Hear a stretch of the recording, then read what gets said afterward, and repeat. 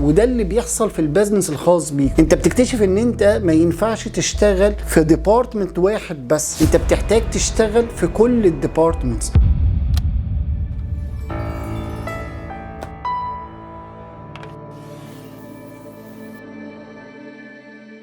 لما بتكون شغال في شركه مالتي ناشونال، يعني كل حاجه في مكانها وكل حاجه منظمه، يعني الشوربه وبعد كده السلطه وبعد كده المين كورس وبعد كده الديزرت، مفيش حاجه متلخبطه على حاجه. لكن لما بتخلص شغلك وبتبدا تشتغل على البيزنس الخاص بيك، بتكتشف ان هو عامل زي المنسف. المنسف اصلا اكله اردنيه مشهوره، عباره عن ميكس ما بين الرز واللحمه ولبن الماعز والعيش، وبتبدا ان انت تعمل لهم ميكس مع بعض. وحلاوتها وجمالها ان هي بتتاكل بالايد، وان كل الناس بتاكل مع بعض. فجمالها ان هي فيها شراكه، وجمالها ان هي عباره عن ميكس. فشويه تلاقي نفسك بتشتغل ماركتينج، وشويه تلاقي نفسك بتشتغل سيلز، وشويه تلاقي نفسك بتشتغل على البرودكت او على السيرفيس اللي انت بتقدمه. وده بيفضل يحصل طول الوقت لغايه لما انت بتقعد تعمل ديليجيشن لكل بروسيس وكل حاجه انت بتعملها في البيزنس. في السمول بيزنس حلاوته ان انت ما تشتغلوش بالشوكه والسكينه، حلاوته ان انت تشمر ايدك وتبدا ان انت تشتغل في كل ديبارتمنت وتحط اسطمبه لكل ديبارتمنت علشان تقدر تعمل بزنس جروث بسهوله وببساطه.